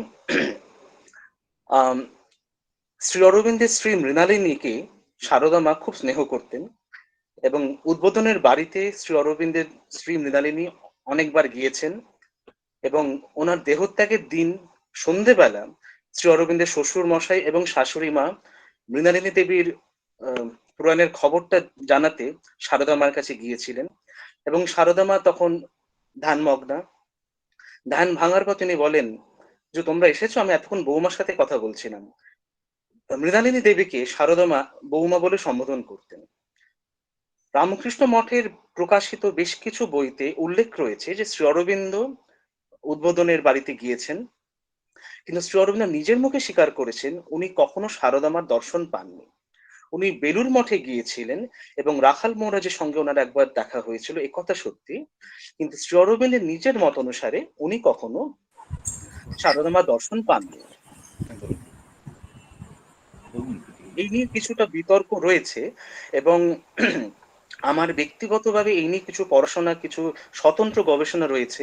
যেমন বিশ্বজিৎদা বলছিলেন না যে অজানা শ্রী অরবিন্দকে অতটা আমি হাইলাইট করতে পারিনি, তার একটাই কারণ শ্রী অরবিন্দ এমন একজন মানুষ যাকে নিয়ে 1 ঘন্টার মধ্যে সবকিছু বলা যায় না। আমার একটা ইচ্ছে রয়েছে এবং আশা করছি সেই ইচ্ছেকে আমি বাস্তবে রূপায়ণ করতে পারবো। আগামী বছর শ্রী অরবিন্দের 150 উপলক্ষে বেশ কিছু এমন তথ্য সমৃদ্ধ লেখা একটি বইয়ের মাধ্যমে আমি আপনাদের সামনে উপহার দিতে পারবো, যেখানে বহু প্রশ্নের উত্তর আপনারা পেয়ে যাবেন। তার মধ্যে একটি প্রশ্নের উত্তর যেটা আমি আজকে হালকাভাবে দিলাম, যে শ্রী অরবিন্দের সঙ্গে সারদা মা দেখা হয়েছিল কিনা, এই নিয়ে বিশদ আলোচনা ওই বইতে আপনারা অবশ্যই পাবেন। অনুরাগ আর বাবু, দ্বিতীয় প্রশ্নটা সৈকত লিখেছেন। বটব্যাল বলছি। খুব হ্যাঁ, বলুন সমৃদ্ধ সৈকত বাবু। হলাম, অশেষ ধন্যবাদ। মানে একদম রিসার্চ লেভেলের অনেক কিছু আজকে জানতে পারলাম। কিন্তু একটু বলবেন যে নেতাজির সঙ্গে ওনার সম্পর্কটা মানে কি কেমন ছিল? নেতাজি সুভাষ বোসের সঙ্গে শ্রী অরবিন্দের সম্পর্ক দুটি পর্বে ভাগ করা যেতে পারে।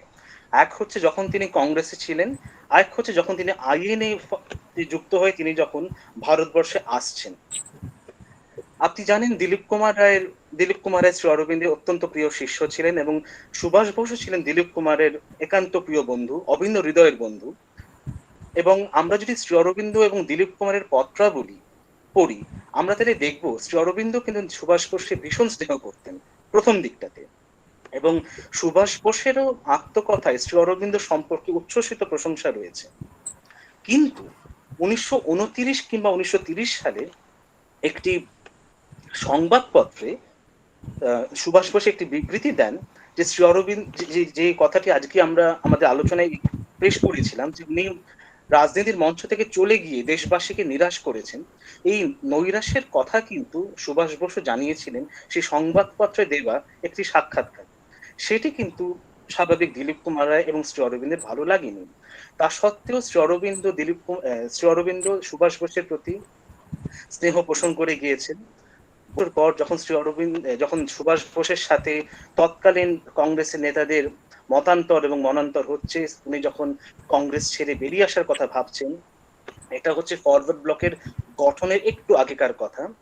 এলগিনোরের বাড়িতে বিধ্বস্ত নিয়ে সুভাষ বোস বিশ্রামে রয়েছেন, দিলীপ কুমার রায় দেখা করতে গিয়েছেন। দিলীপ কুমার নানা কথার পর তিনি সুভাষ বোসকে বলছেন, সুভাষ অনেক হলো, এবার চলো আমার সাথে পন্ডিচেরিতে, কিছুদিন ওখানে কাটিয়ে এসো। সুভাষ বোস ছিলেন, হ্যাঁ দিলীপ আমি যাব, কিন্তু যেতে ভয় পাই, কেন জানো তো, ওখানে গেলে আমার আর ফেরা হবে না। সুভাষ বোসের তরফ থেকে দেখা যেতে পারে শ্রী অরবিন্দের প্রতি অপরিসীম শ্রদ্ধা। কিন্তু আপনারা জানেন যে শ্রী অরবিন্দ হিটলারের যারা সমর্থন করতেন তাদেরকে আসরিক শক্তির সাথে আইডেন্টিফাই করতে পেরেছিলেন এবং যখন তিনি দেখলেন যে সুভাষ বসু সেই আসরিক শক্তির সাথে হাত মিলিয়ে কাজ করছেন, সেই জন্য তিনি সাময়িকভাবে সুভাষ বোসের প্রতি বিরূপ হয়েছিলেন। কিন্তু আবারও বলছি সাময়িকভাবে, কারণ তিনি বুঝতে পেরেছিলেন তাদের এই অভিযান যদি সফল হয় অরবিন্দের কাজ নষ্ট হয়ে যেতে পারে। যে যে ফোর্স তিনি দিচ্ছিলেন চার্চিল এবং মিত্রপক্ষকে অ্যাক্সেসের বিরুদ্ধে লড়াইয়ের জন্য, সেই কাজ হ্যাম্পার হতে পারে। সেই কারণে আবারও বলছি সাময়িকভাবে তিনি রুষ্ট হয়েছিলেন, কিন্তু সেটা দীর্ঘস্থায়ী ছিল না। আপনি যদি অনুরাগ বাবু অনেক দিলীপ সাথে শ্রী ধন্যবাদ। অরবিন্দের পত্রাবলীটা পড়েন, বিশেষ করে শেষ volume letters to Dilip 4th volume, সেখানে আপনি এই বিষয়ে প্রচুর তথ্য পেয়ে যাবেন, ফার্স্ট হ্যান্ড ইনফরমেশন পেয়ে যাবেন। আচ্ছা অনুরাগ বাবু অনেক ধন্যবাদ। আর একটা কথা প্রশ্ন আছে আমার। আমি যেটা পড়েছিলাম শ্রী অরবিন্দ চরমপন্থী এবং নরমপন্থী দুইটি মতেরই মানে সৃষ্টিকর্তা ছিলেন, এবং গান্ধীর সঙ্গে শ্রী অরবিন্দের সম্পর্কের ব্যাপারটা একটু যদি বলে। শ্রী অরবিন্দ নরমপন্থী ছিলেন তো শুনিনি কখনো। না মানে নরমপন্থী উনি ছিলেন না, উনি চরমপন্থী ছিলেন, কিন্তু আমি একটা জায়গায় পড়েছিলাম যে দুটো মতেরই উনি প্রবক্তা ছিলেন। শ্রী অরবিন্দের যেটা প্যাসিভ রেজিস্ট্যান্স, সেটাই কিন্তু পরবর্তীকালে মহাত্মা গান্ধী নন কোঅপারেশনের একটা আদল দিয়েছিলেন, ঠিক আছে? তো সুতরাং বলা যেতে পারে ওনার নন কোঅপারেশনটা শ্রী অরবিন্দ প্রবর্তিত প্যাসিভ রেজিস্ট্যান্সেরই একটা কি বলবো, একটা এক্সটেন্ডেড ফর্ম, একটা মডিফাইড ফর্ম। এবং দেখা গেল ওই ফর্মটাকেই কিন্তু কেন্দ্র করে দেশ স্বাধীনতা লাভ করলো। আচ্ছা আচ্ছা, ঠিক আছে, ধন্যবাদ ধন্যবাদ। বিশ্বজিৎ গঙ্গোপাধ্যায়, আপনি বলছিলেন, কেটে হ্যাঁ, গেছিল। আমার একটু ডিসকানেক্ট হয়ে গেছিল তখন। আমার অন্য কিছু না বলা, তো আমি প্রশ্নটা ওর কাছে তুলেই দিয়েছি, প্রশ্ন বা একটা অনুরোধ। সেটা আরো বিশেষভাবে এই কারণে বলেছিলাম যে অনুরাগ হয়তো জানো যে অরিন্দম বাবুদের এই ইনস্টিটিউটের জন্যই আরো আমি এই প্রসঙ্গটা তুললাম, যে ওনারা আফগানিস্তান, পাকিস্তান, বাংলাদেশ, শ্রীলঙ্কা, বার্মা এই সবের ওপরে ওনাদের অনেক কাজ রয়েছে। সুতরাং আমরা আমাদের যারা স্বাধীনতা সংগ্রামী, তারা যে পুরো একটা বৃহৎ ভারতবর্ষের জন্যে যে স্বাধীনতা সংগ্রাম হয়েছিল, সেই ইতিহাসটা আমরা খুব একটা আর খুঁজে পাই না। আমরা যে কাটা ভারতবর্ষ আমরা হাতে পেলাম, দুদিক দিয়ে কেটে নেওয়া যে ভারতবর্ষ আমরা হাতে পেয়েছি, আমরা সেখানকার পুরনো ইতিহাস নিয়েই আমাদের চর্চাটা মোটামুটি রয়ে গেছে। আমি অনুরাগকে সেই জন্যই অনুরোধ করছি যে অরিন্দম বাবুর সঙ্গে হয়তো ইনস্টিটিউট যেহেতু ওখানে অনেক কাজ করেছেন, এদের সঙ্গে আমরা একসঙ্গে কাজ করলে হয়তো সেই সময়কার আরো অনেক বিভিন্ন ইতিহাসের কথা যা হারিয়ে রয়েছে বেরিয়ে আসতে পারে। সেইটাই আমি অজানা অরবিন্দ হিসেবে ওই পর্ব একটা করতে চাই। আজকেই বাংলাদেশে ঢাকা থেকে মোহাম্মদ সেলিম জয়েন করেছেন এই ওয়েবিনারেতে। উনি ওখানকার জগন্নাথ বিশ্ববিদ্যালয়ের ইতিহাসের অধ্যাপক। আচ্ছা, আমাদের এখানে দেখছি সৌরদীপ মজুমদার কিছু কথা বলতে চান। সৌরদীপ বাবু, আপনি প্রশ্ন করতে পারেন।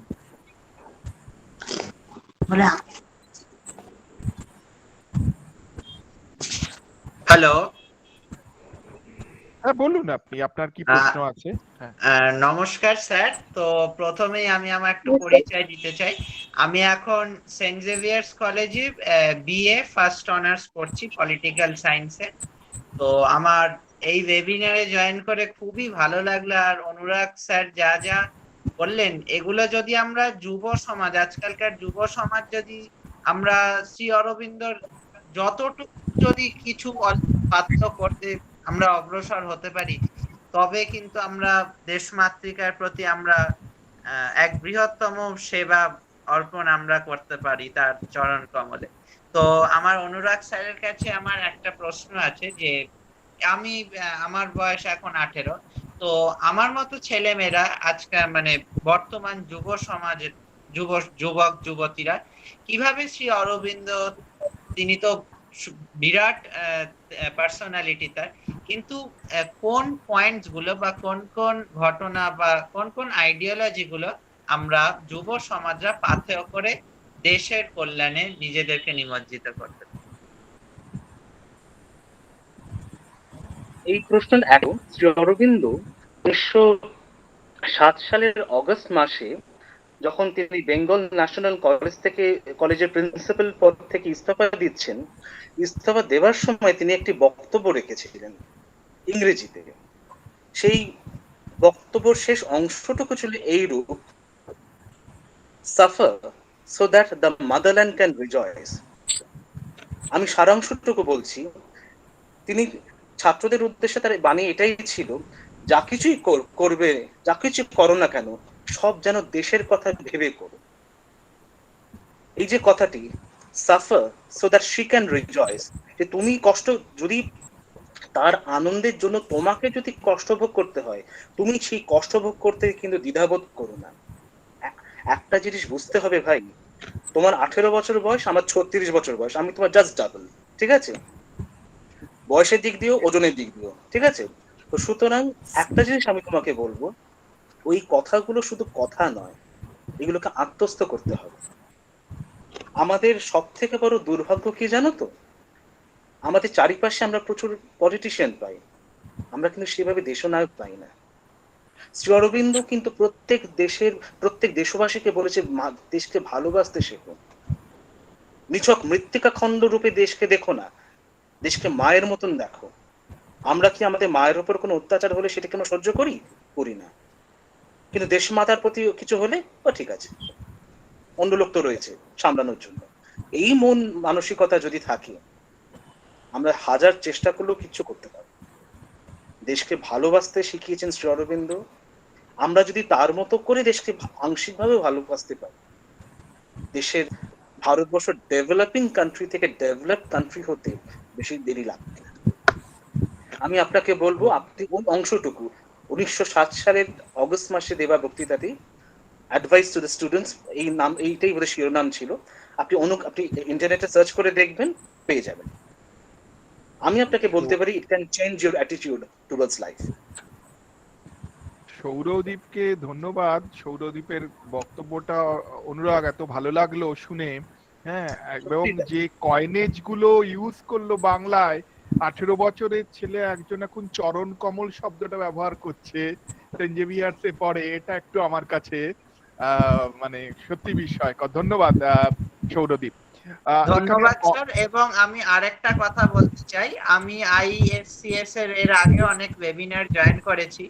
তো অলোক স্যার যেটা বললো, সেটা আমারও হিস্ট্রি, মানে আমার ইন্ডিয়ান ফ্রিডম হিস্ট্রি নিয়ে জানতে এবং চর্চা করতে খুব ভাল লাগে।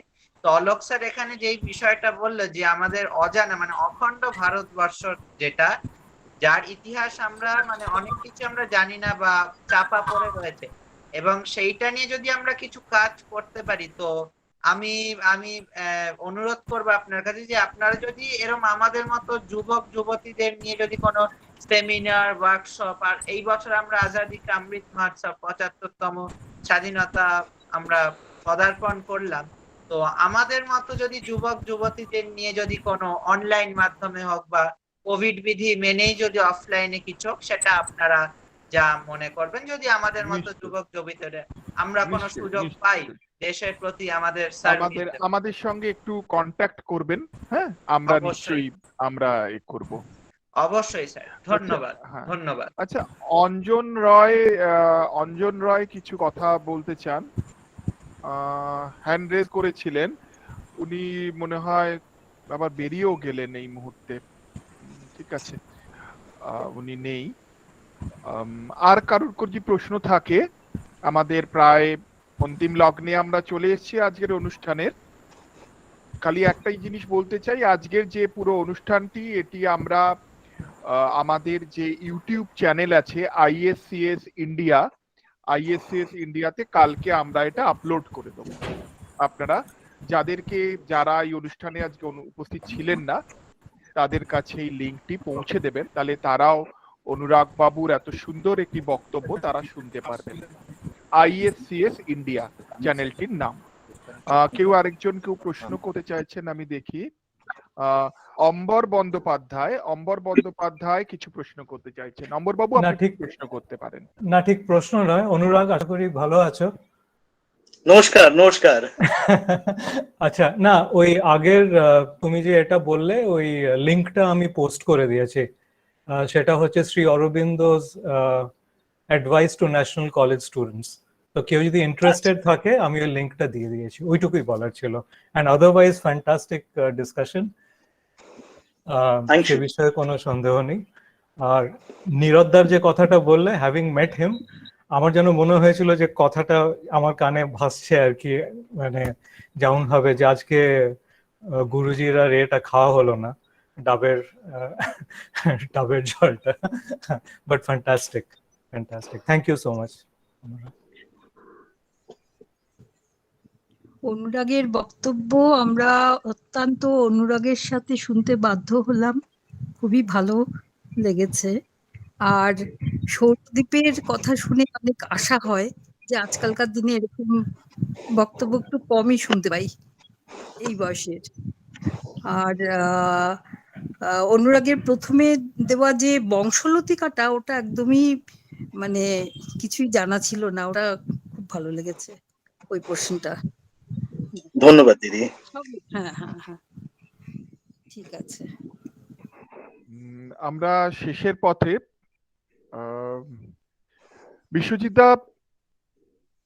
বিশ্বজিৎদা আছেন? ঠিক আছে, আমরা আজকে খুব ভাল লাগলো অনুরাগ বন্দ্যোপাধ্যায়ের আজকে যে বক্তব্য, এটা শুনে। একটু আগেই যে দিদি বললেন বংশলতার কথা, সেটাও খুবই আমার কাছেও বেশ কয়েকটি জিনিস একদম নতুন লেগেছে, এবং বিশেষ করে কতগুলো জিনিসকে উনি যে যুক্ত করে পুরো বিষয়টাকে সামনে এনেছেন, এটা সত্যি অত্যন্ত প্রশংসার যোগ্য। শ্রী অরবিন্দ মৃণালিনীর সম্পর্ক, বৈবাহিক জীবনের ম্যাট্রিক্স খুব সুন্দরভাবে অনুরাগ বাবুর আজকের এই তার বক্তব্যে ফুটে উঠেছে।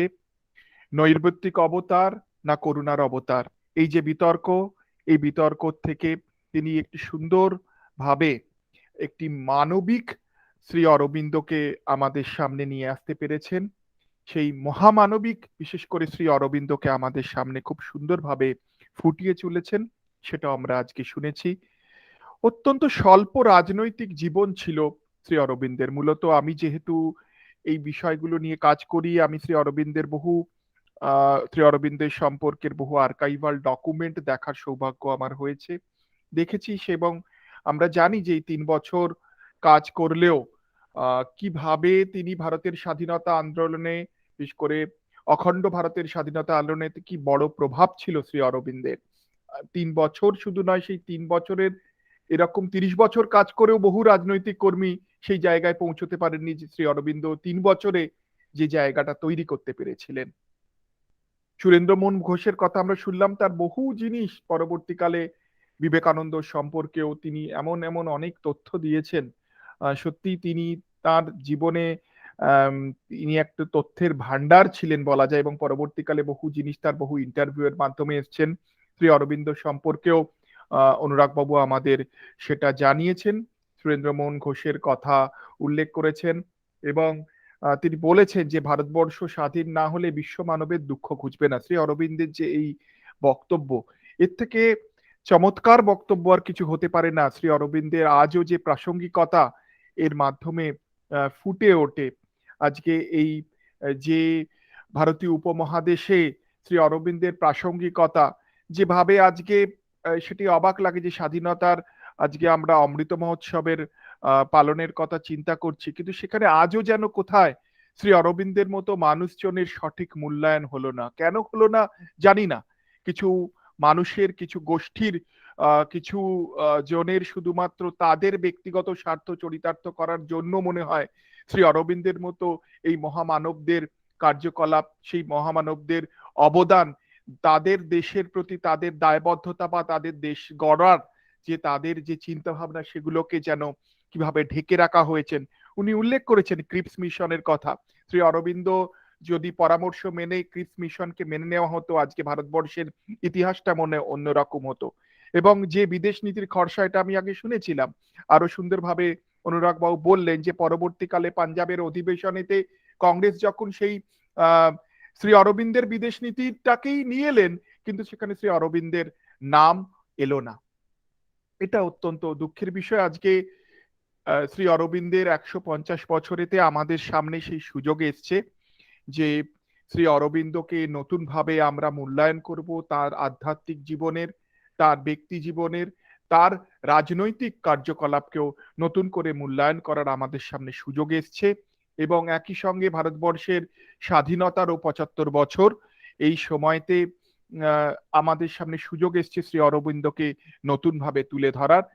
ভারত সরকারের কাছে এবং রাজ্য সরকারের কাছে অনুরোধ থাকবে যে শ্রী অরবিন্দকে আজকে যেন নতুন করে আমরা দেশের মানুষ যেন জানতে পারে, তার সঠিক যেন মূল্যায়ন হয়।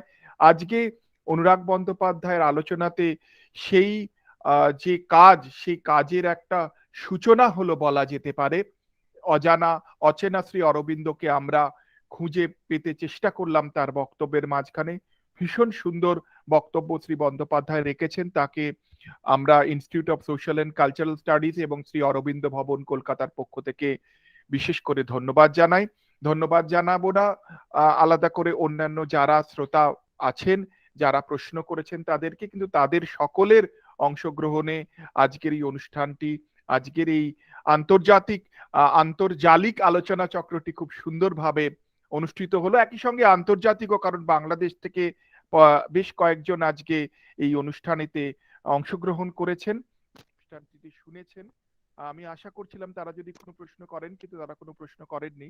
যাই হোক, তো আমাদের ইনস্টিটিউট এবং শ্রী অরবিন্দ ভবনের যৌথ উদ্যোগে শ্রী অরবিন্দের 150তম জন্মবার্ষিকীতে আমরা প্রত্যেক মাসে একটি করে অনুষ্ঠান করছি।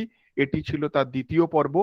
পরবর্তীকালে আমাদের এরপরে কাকে নিয়ে আমরা এই অনুষ্ঠানটি করব আমরা সেটা জানিয়ে দেব, এবং আপনারা আমাদের ইউটিউব চ্যানেল ISCS ইন্ডিয়াতে এই প্রত্যেকটি অনুষ্ঠানের আপনারা রেকর্ডিংটা পাবেন এবং আপনারাও শুনবেন, এবং আরো যারা শুনতে পারেননি তাদের কাছেও এই বক্তব্যগুলো পৌঁছে দেবেন, এই আশা রাখি। ধন্যবাদ। হ্যালো, ইউটিউব লিংকটা আরেকবার বলবেন please. ISCS institute of social and cultural studies, first letter গুলো ISCS India, INDIA, ISCS India. এখানে আমাদের যে মান্থলি যে ওয়েবিনার গুলো হচ্ছে শ্রী অরবিন্দকে নিয়ে এবং অন্যান্য যে অনুষ্ঠান আমরা করি সেগুলো সমস্তই আমরা রেকর্ডিং গুলো ওখানে দিয়ে দিচ্ছি। আজকে সকলকে আবার ধন্যবাদ জানিয়ে আজকের এই ওয়েবিনারটি এখানে শেষ করলাম। নমস্কার।